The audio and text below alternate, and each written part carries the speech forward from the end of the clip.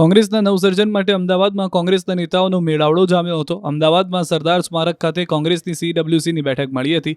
પ્રથમ દિવસે 4 કલાક ચાલેલી બેઠક બાદ તમામ CWC સભ્યોને પટેલ અ લાઈફ બુક આપવામાં આવી હતી. બાદમાં સરદાર સ્મારક બહાર નેતાઓનું ફોટો સેશન થયું. વહેલી સવારથી જ કોંગ્રેસના નેતાઓનું અમદાવાદમાં આગમન થઈ ગયું હતું. જે નેતાઓ રાત્રે આવી ચૂક્યા હતા તેઓ હોટલ હયાતથી બેઠક સ્થળે પહોંચ્યા હતા. રાહુલ, સોનિયા ગાંધી અને ખડગે સરદાર સ્મારક પહોંચ્યા. સરદાર સ્મારકે સરદારજીને સૂતરની આંટી પહેરાવીને નમન કર્યા. બાદમાં કોંગ્રેસની CWCની બેઠક શરૂ થઈ, જેમાં કોંગ્રેસના 158 સદસ્યોએ હાજરી આપી. પૂર્વ મંત્રીઓ અને મુખ્યમંત્રીઓની હાજરીમાં બેઠક મળી હતી. તો પ્રિયંકા ગાંધી વાડ્રા સહિત 35 સભ્યો ગેરહાજર હતા.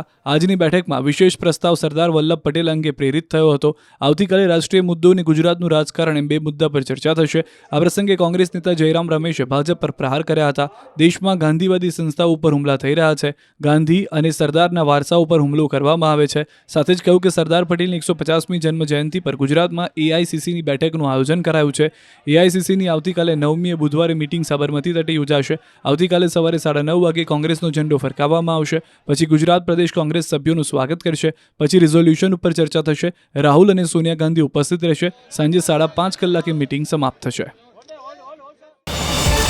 QR કોડ સ્કેન કરો અને ડાઉનલોડ કરો News 18 એપ. મેળવો ગુજરાત અને દેશ દુનિયાની પળે પળની અપડેટ્સ.